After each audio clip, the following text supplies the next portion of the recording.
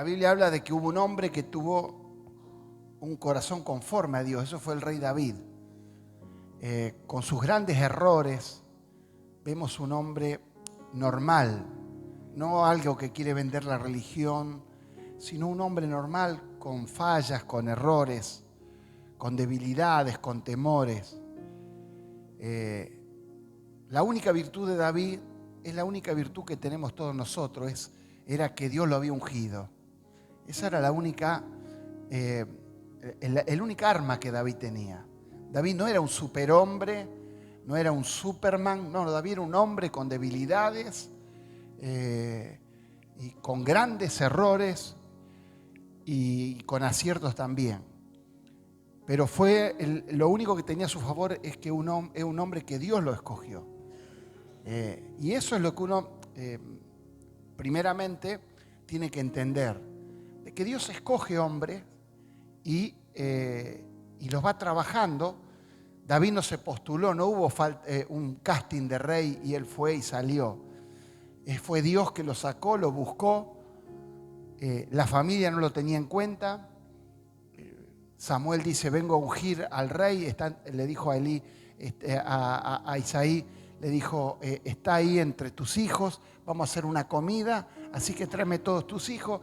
Y Isaí dijo, bueno, traigo mis hijos, los que aparentemente son, al más alto, al más grande, al que pelea mejor, al que tira mejor con la espada, con la arco y flecha.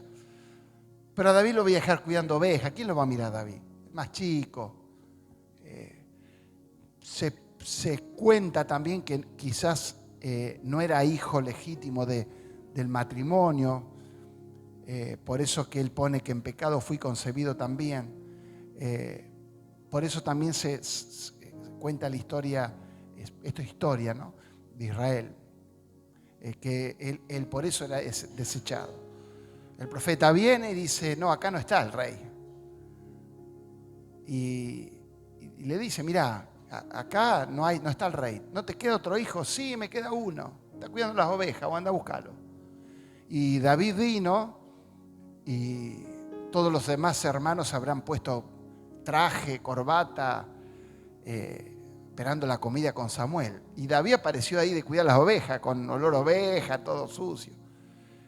Pero él, el secreto es que Samuel dice, ese es el que Dios ha escogido. Y el secreto de David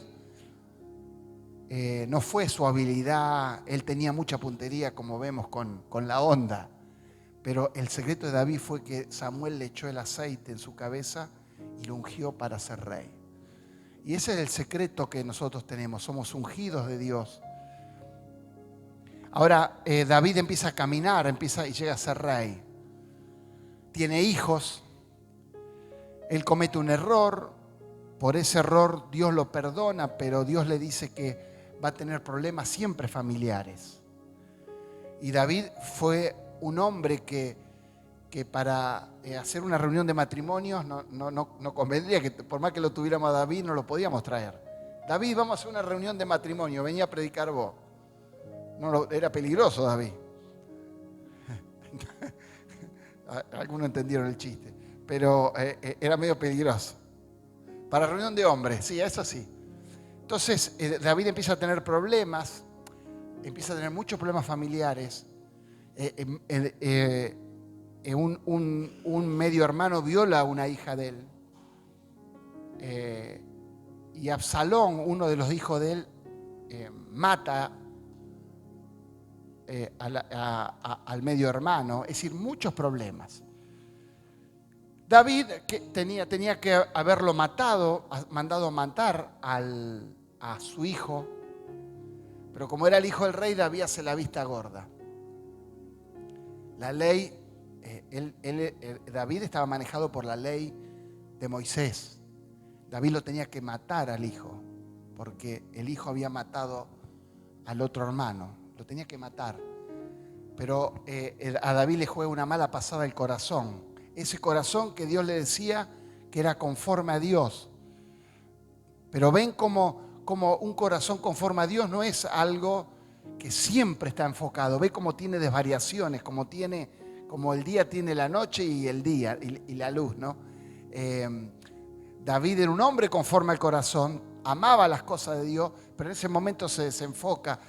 ¿Por qué se desenfoca? Porque el peso de que era su hijo le valió más que lo que Dios decía que había que hacer. Entonces David lo perdona, lo manda lejos, como pensando que... y al tiempo Absalón vuelve.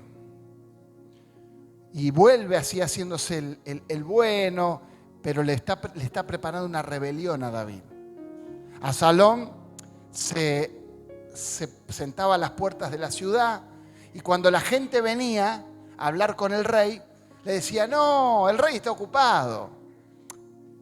Yo soy el hijo. Yo soy el hijo. Vení que yo te atiendo. Yo te escucho. Mi papá no te escucha. Mi papá ya está viejo.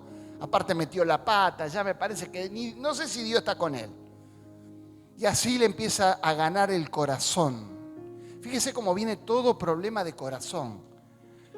David, un hombre conforme al corazón. El corazón de David es turbado porque era el hijo y no hace lo que tenía que hacer.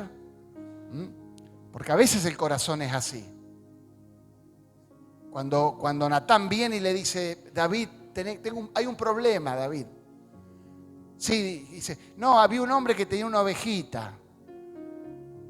Y había otro que tenía un montón de ovejas. Y fue y le mató la ovejita y se comió la ovejita del que tenía una oveja. ¿Y vos qué decís, David? Y David dice, ese es digno de muerte. Mire cómo era el corazón, ¿no? Claro, ahora está bien la sentencia de digno de muerte, pero cuando el profeta le dice, ese sos vos, ahí se le cambió, porque si era así, David tenía que sacar la espada y se hubiera matado, porque es verdad, no era digno de muerte, pero como él, cambió la postura. Y entonces viene Absalón y le hace una rebelión a David. Dice que le gana el corazón al pueblo y David, cuando vienen sus fieles, le dicen, tu hijo Absalón ha hecho una rebelión. Y David sale huyendo, se escapa. Dice que muchos dicen que hasta salió descalzo porque no tuvo tiempo, se subieron al caballo y se huyeron, porque Absalón venía con el ejército que él había juntado ejército de otras tribus y venía para matar a su padre. En todo ese entorno David va a escribir este salmo que quiero leer, el Salmo 3. Le hago la historia para que sepa de dónde sale eso. No es que el Absalón le sacó el auto a David y se lo chocó en la esquina. Porque acá dice el Salmo de David cuando huía de su hijo Absalón. Pero no fue por una cosa, huía porque el hijo estaba decidido a matarlo. Y David en todo ese entorno, él llevó a Israel a ser el país más poderoso. Cuando él toma el reinado, Israel era un país vituperado. Saúl lo había llevado a la decadencia. El arca no estaba en el templo. Espiritualmente Israel estaba destruido. Económicamente estaba destruido. Militarmente no le ganaban a nadie porque Dios no estaba con Saúl. Y David lo transforma en una nación poderosa, millonaria, porque David no solo conquistaba los pueblos, sino que después le cobraba alquiler y todo tributaban a David. Espiritualmente él trae el arca al templo. Es decir, él regula y nivela a todo Israel. Cuando lo nivela, cuando lo lleva a los mejores lugares, le pasa esto. Y David no entiende por qué le pasa esto. David queda descolocado, triste. Y lo quiero llevar a eso porque quizás uno puede pasar una situación así, que parece que queda choqueado, que alguien te falle, que un socio te traicione, que un hermano te patine la herencia. David queda descolocado porque es algo que David no tenía problema con pelear. Él cuando nadie quería pelear con Goliat, y él llegó y dijo, pero ¿quién es este? Pero dámelo que le vuelo la cabeza de un saque. Y así fue. David nunca tuvo problema. David siempre fue a pelear. Pero ahora el golpe viene, el diablo se lo prepara de adentro de su casa. Y eso es lo que a David le duele. David estaba preparado para... un día Saúl le dijo, ¿vos querés casarte con mi hija? Bueno, tenés que traerme prepucio. David dijo, no tengo problema. ¿Cuánto querés? 20 o te traigo 200. Había que tener sangre para hacer, porque no había cirugía, no había nada. Y él los cortó. Después en otra charla explicamos cómo hacía. Pero David era un sanguinario, para aquellos que se cortan el dedo y dicen, ay, me desmayo. David, lo que pasa es que el diablo le da vuelta y le hace un golpe que no lo esperaba. Y a veces es así. Yo quiero hablar de eso. El otro día prediqué del día malo y hoy quiero hablar de eso, de la preparación para algo que no lo tenemos en nuestros planes. Si usted no paga la luz y no paga una boleta, no paga 2 boletas y cuando se le paró el cosito de la cooperativa, usted sabe, ¡pum!, me tocó a mí. Ya es previsible. Si usted sale sin carnet de conductor y pasa una vez, pasa 2 veces y los controles, pero sabe que cuando lo agarren, chao. Pero a David le pasa algo que él nunca esperaba, que su hijo lo traicionara. Nunca esperaba eso, David. Y a veces eso es lo que el diablo nos hace y nos descoloca. De que un hermano nos traicione, de que un pastor nos traicione, de que un hermano nos traicione, nos pida algo y nos estafe, todas las cosas que pasan. Pero no quiero hablar de la persona de que nos hace ese daño. No, yo quiero hablar del impacto de la persona que lo sufre. Y David va a escribir este salmo y David dice así: oh Señor, yo voy a leer otra versión, quizá ustedes tienen, tengo tantos enemigos, son muchos los que están en mi contra. Son tantos los que dicen, Dios no lo rescatará. Pero David primero en el salmo que ustedes tienen, dice, oh Jehová, cuánto se han multiplicado mis adversarios. Muchos son los que se levantan contra mí. Muchos son los que dicen de mí, no hay para él salvación en Dios. David primero va a escribir el salmo y va a hablarle a Dios de todo el panorama que está pasando. David está acercado. Él dice, Señor, se han multiplicado mis enemigos. Está bien. ¿Por qué él dice que se han multiplicado? David peleó muchas guerras contra mucho ejército. La multiplicación vino por cómo fue la estrategia de la pelea. Que el cabecilla era su hijo. Él la pelea la veía diferente porque el líder de la rebelión era su hijo. Y dice, ¿cuántos? Dice, son muchos los que están en mi contra. Y dice, y son tantos los que se levantaron contra mí. Y muchos son los que dicen que para mí no hay salvación. David está escuchando, no solamente él ve el número de la gente que se está levantando, sino él está escuchando lo que sus enemigos están hablando de él. Y eso vemos el impacto que nos produce a veces escuchar las cosas de los demás.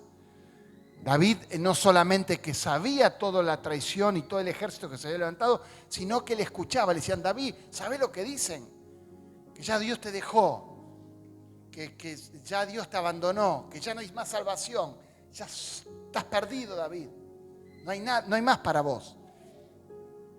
Y ahora David va a reconocer el problema, pero después él va a buscar, en el versículo 2, el 3, va a buscar la solución en Dios.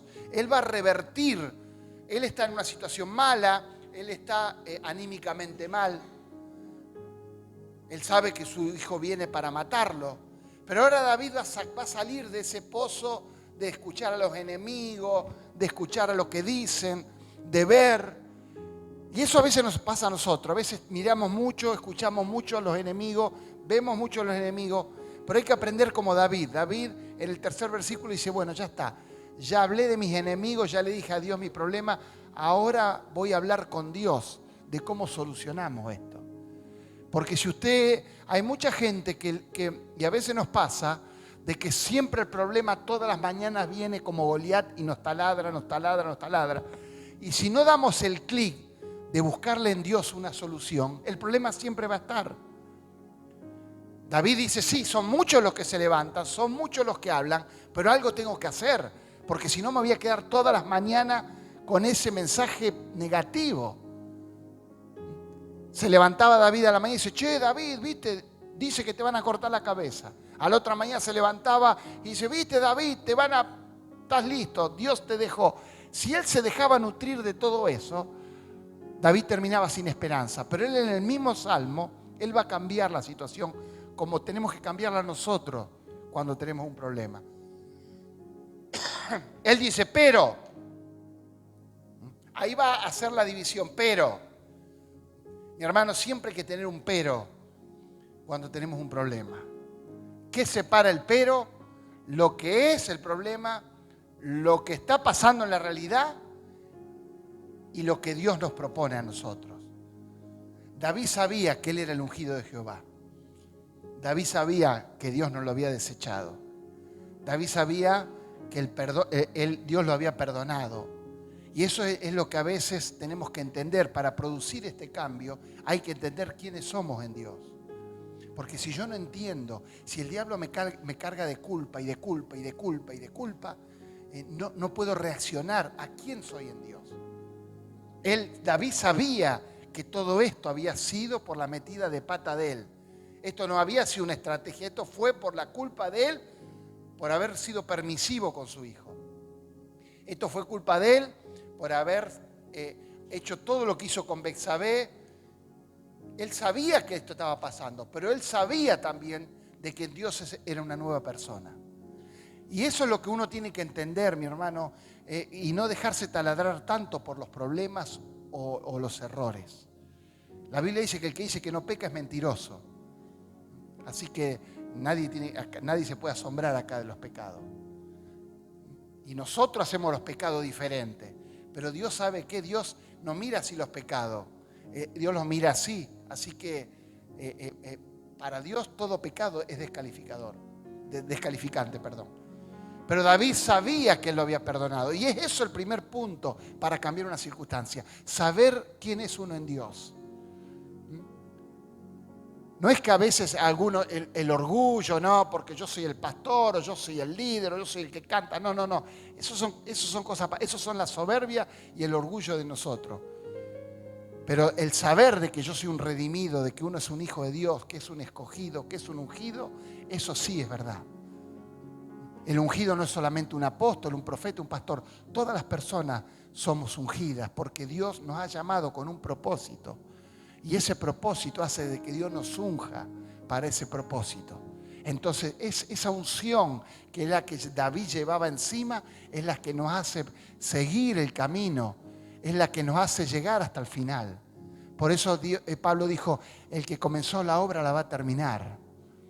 ¿Por qué? Porque Pablo sabía que Dios lo había llamado a él y no lo iba a dejar hasta que no cumpliera todo lo que había dicho de él. Mi hermano, esa es la primera cosa que tenemos que hacer, saber quiénes somos en Dios. No somos unos pobrecitos, como prediqué el otro día. La parábola era de la viuda y el juez injusto. Hazme justicia, hazme justicia. Pero cuando Jesús después habla, Él no dice cómo hará justicia a la viuda. Él dice cómo no hará justicia a sus escogidos. Ya deja de mirar a la viuda y cuando apunta a la gente dice, escúchenme, entiendan, ustedes son sus escogidos. Pero tú, versículo 3, uno dice, más tú, el que yo estoy leyendo dice, pero tú, oh Señor, eres un escudo que me rodeas, eres mi gloria, es el que me sostiene mi cabeza en alto. Todo lo natural estaba mal, pero él no hace un culto a su problema. Ay, mirá, Señor, mi hijo, ¿viste? Le tenía que haber dicho. Él cuando quería el iPhone se lo compré y saqué un crédito 40 cuotas y así me paga. yo tendría que haber sido más duro con él. Todas las cosas que empezamos a hablar después, que ya está todo cocinado y ya es así.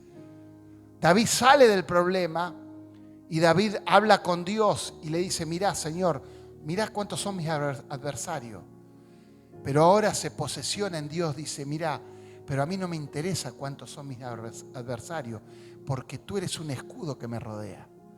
Y cuando David se posesiona en eso, y cuando yo me posesiono en eso, no me interesa cuántos son mis enemigos, si Dios es mi escudo. No tengo que mirar tanto cuál es el problema. Si Dios es mi escudo y viene uno a pelearme, Dios es mi escudo.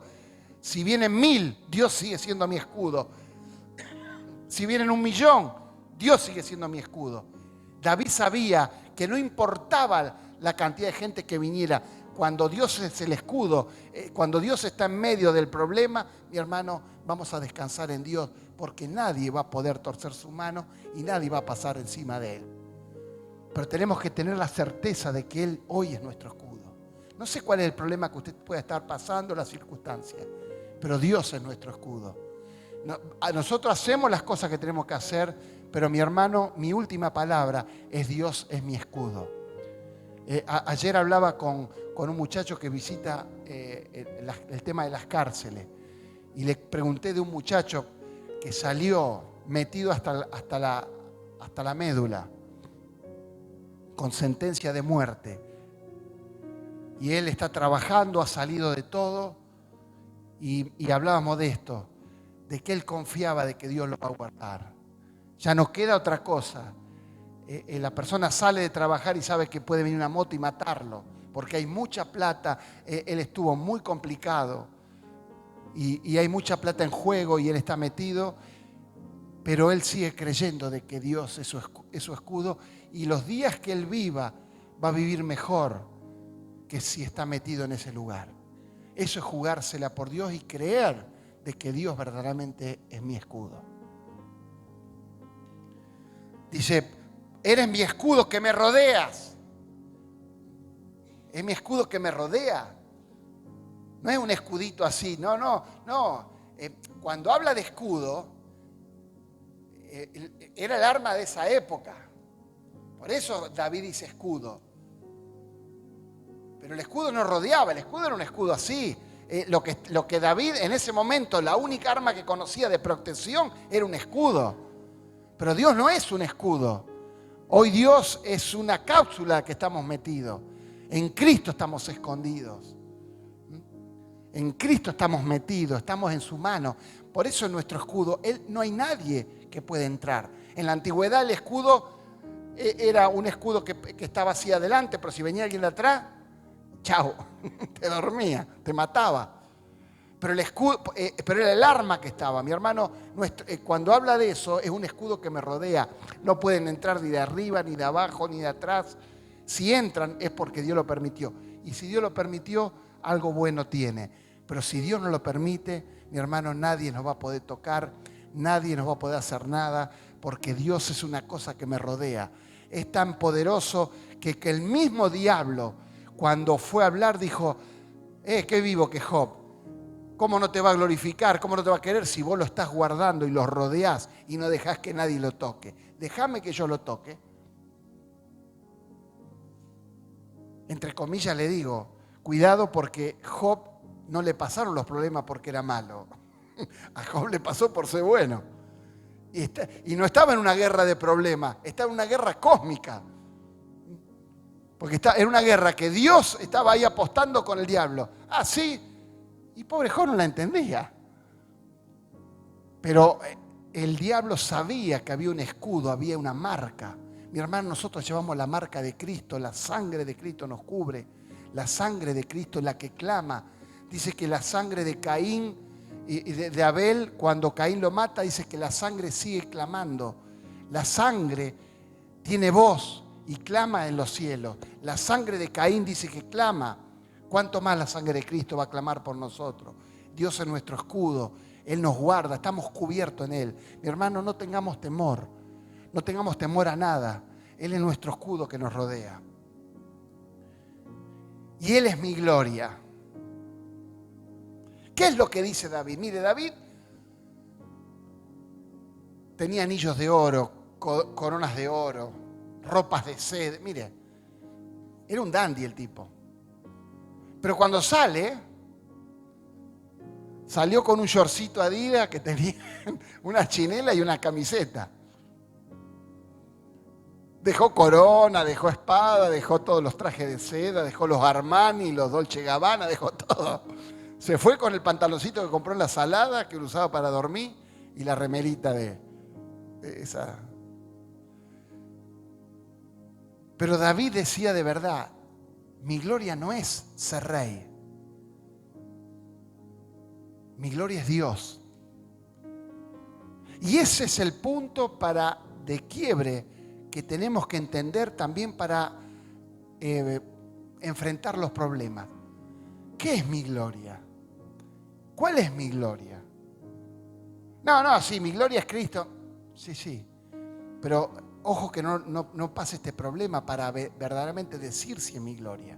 Porque si lo dijo y Dios lo escribió en un salmo, es porque verdaderamente el corazón de David era sano y creía que la gloria era de Dios.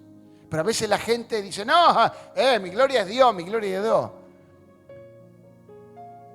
Pero a veces no tenemos problemas, quizás sea un trabajo, el auto, la casa.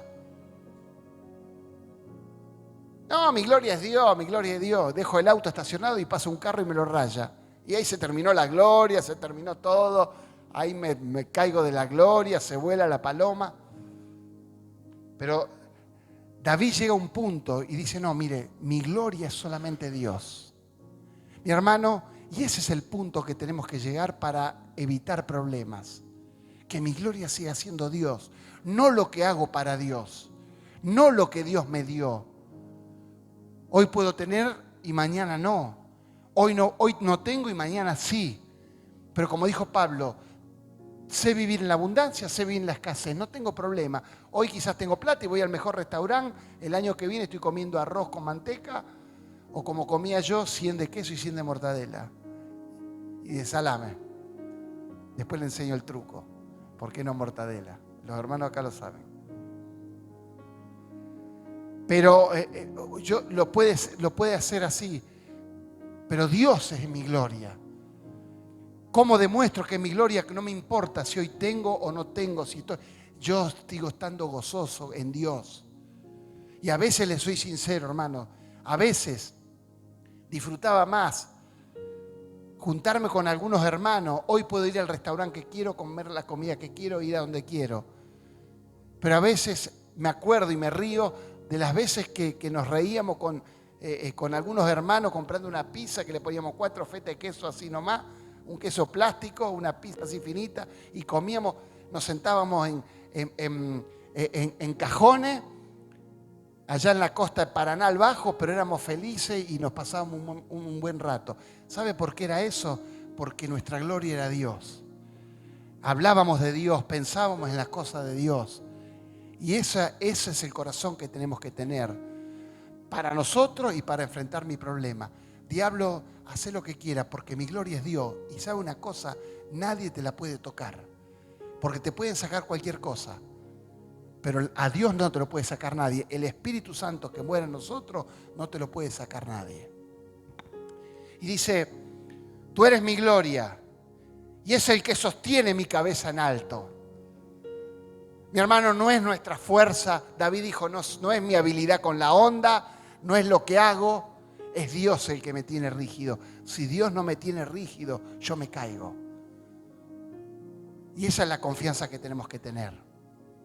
Mi hermano, si algo somos es porque Dios nos ha dado. Si no, no somos nada.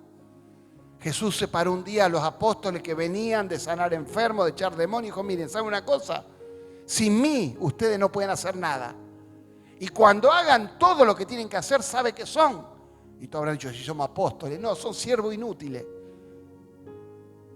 Mire qué pastor motivador que tenía. Te imagínense la carita de Pedro, de Juan, cuando dijo, siervo inútil. Ellos pensaban que los dichos son apóstoles, vio como ahora, apóstoles, profetas, empoderamiento. Y todo. No, dijo, son unos siervos inútiles. Son. Mi hermano, porque es así. Es Él que nos tiene en alto. Si estamos acá es por Él. Si vamos a alcanzar algo va a ser por Él, por su gracia. No por nuestros méritos, por nuestras habilidades, porque somos unos campeones de los perdedores. Si algo somos por Él. Y dice después, con mi voz clamé a Jehová y Él me respondió desde su monte santo. Él sabía que Él era el ungido. Él sabía que aunque las circunstancias no le eran propicias, mi hermano, deje que hablen, deje que lo persigan, deje que se levanten. Pero David era el único que tenía la llave. Absalón venía con grandes ejércitos, con grandes cosas, pero ¿sabe una cosa? David tenía la llave. Yo clamo a Dios y Dios me responde. Y ese es el arma que tenemos nosotros. Los demás pueden tener autoridad, pueden gobernarse, pueden señorear, pero ¿sabe qué? Dios no los escucha. Nosotros quizá no tenemos trabajo, no tenemos, pero ¿sabe una cosa? Cuando yo levanto mi voz, Dios me escucha mi clamor. Y Dios no solamente que me escucha, sino Él que me responde. David sabía cuando él levantó sus manos y dijo, Señor, mira cómo se multiplicaron mis adversarios, mire los que se han levantado. Él sabía que cuando él clamó, Dios le envió la respuesta. ¿Por qué? Porque él era el ungido del Señor. Él era el rey de Israel. Nunca había dejado de ser rey. Mi hermano, usted nunca pierde la posición. Nunca pierde. Cuando usted clama a Dios, tiene que tener la certeza de que Dios le va a responder. Dios va a responder a nuestro clamor. Estamos en una batalla espiritual por muchas cosas. Yo sigo convencido de que Dios va a responder nuestro clamor. Aunque las cosas parezcan mal, aunque no nos lleven el apunte, mi hermano, a mí el mundo no me interesa en nada, ni las opiniones de uno, ni las opiniones de otro. A mí solamente me interesa de que cuando yo levanto la voz y miro a los cielos, Dios sí me contesta y me oye. Y si Dios me oye, la verdad no necesito más nada. Gloria a Dios. Y como Él me respondió de su monte santo. Y ahí está este es el versículo que más experimento en mi vida. Yo me acosté y dormí. Mi hermano, ese versículo, yo puedo tener 25.000 problemas y prendo el teléfono, estamos mirando el teléfono, vamos a mirar la película así. A 3 minutos ya cuando arrancó ya no sé. Si hay algo que he aprendido es a dormir y a descansar en el Señor. Usted dice, pero parece una risa. No, no es una risa. ¿Sabe cuánta gente no duerme? ¿Sabe cuánta gente no duerme bien? Y cuando usted no duerme bien, lo sabrá cómo se levanta.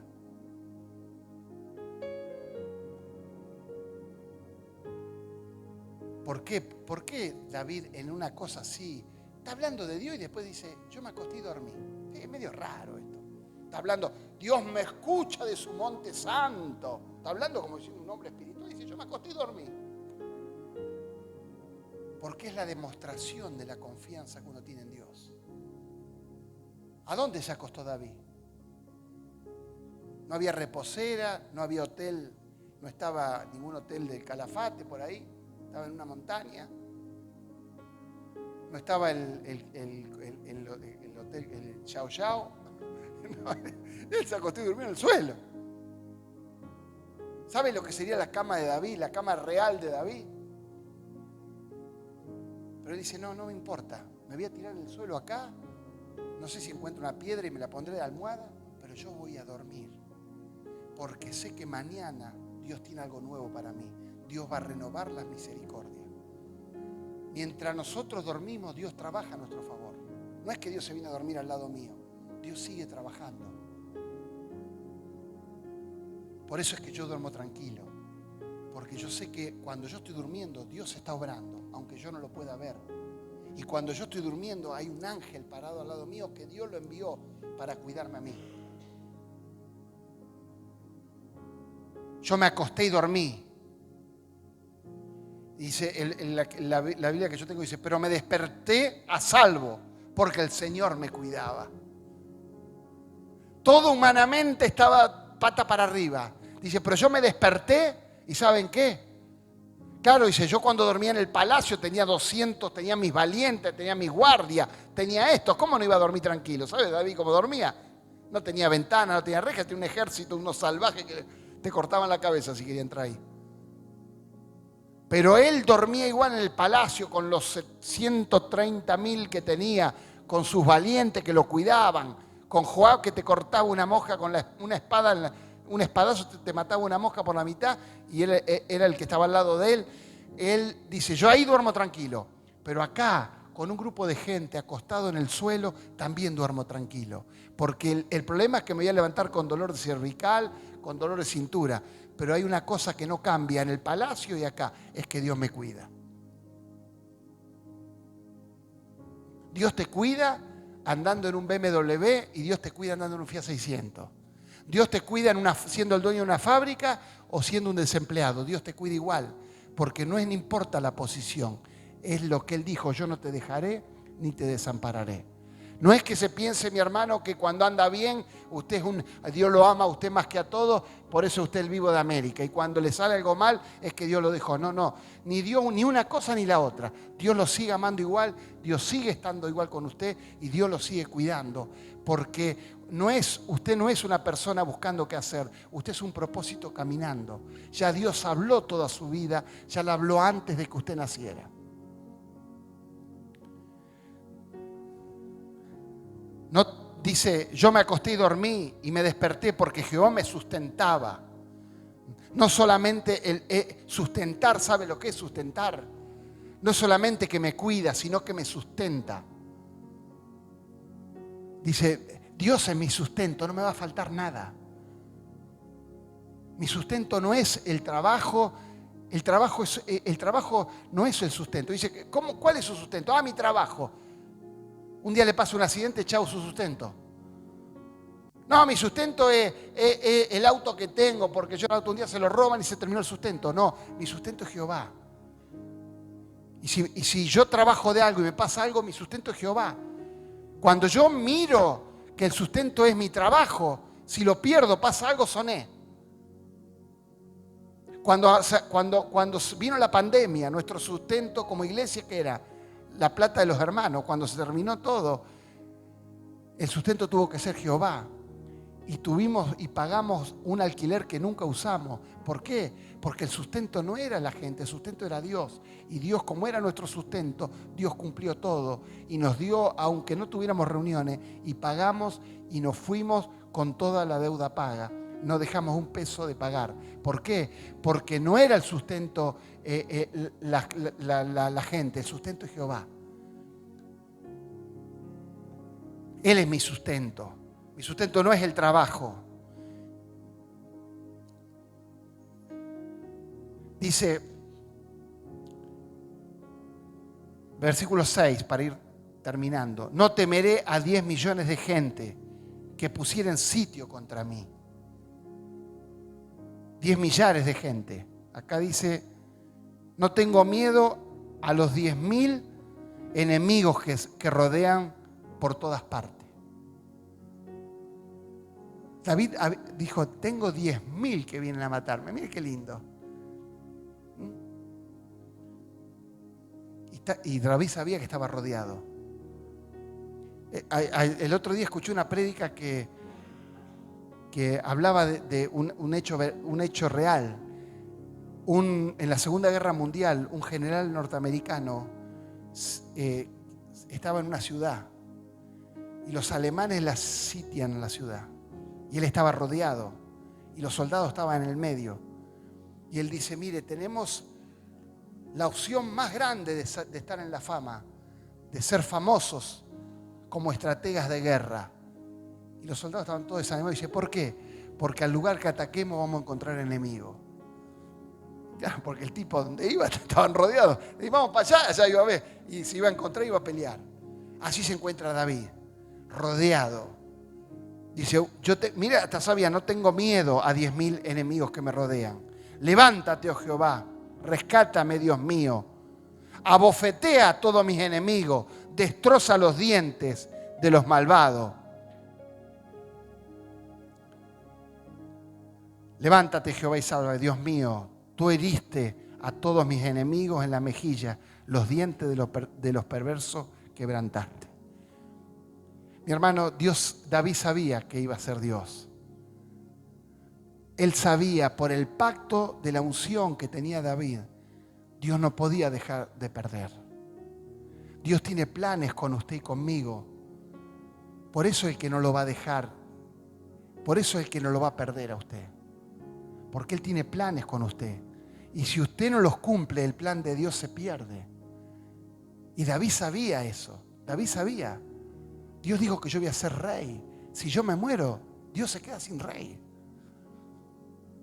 Por eso sabía que Dios se estaba levantando y Dios iba a cumplir su palabra.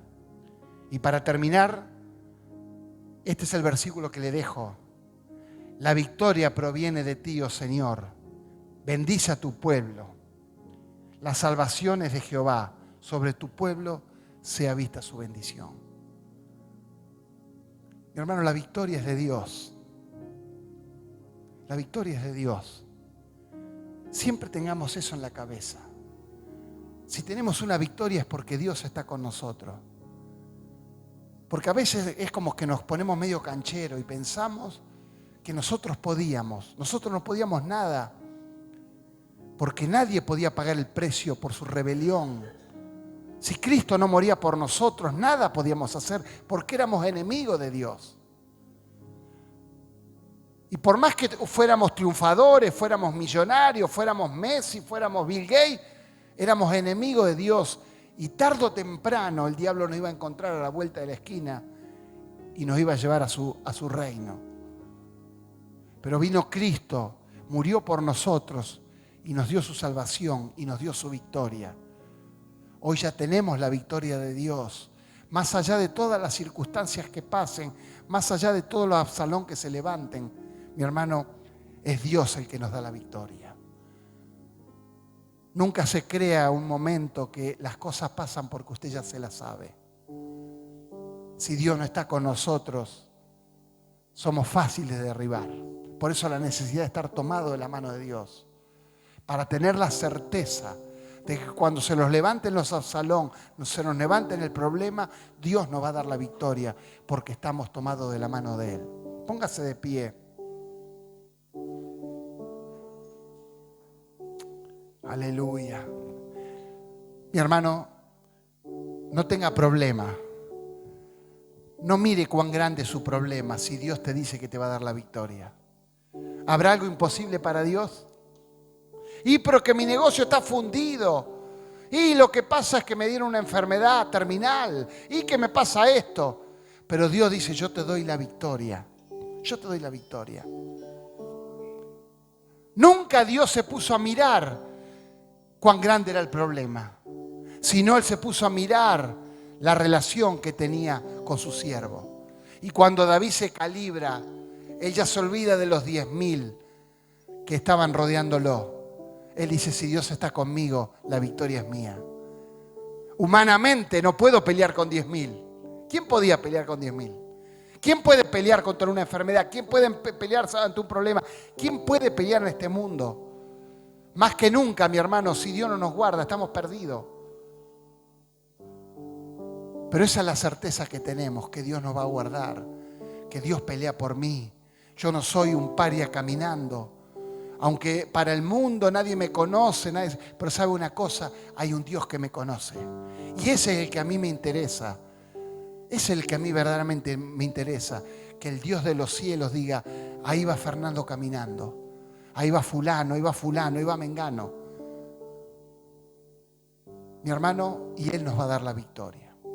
Así que lea este Salmo 3.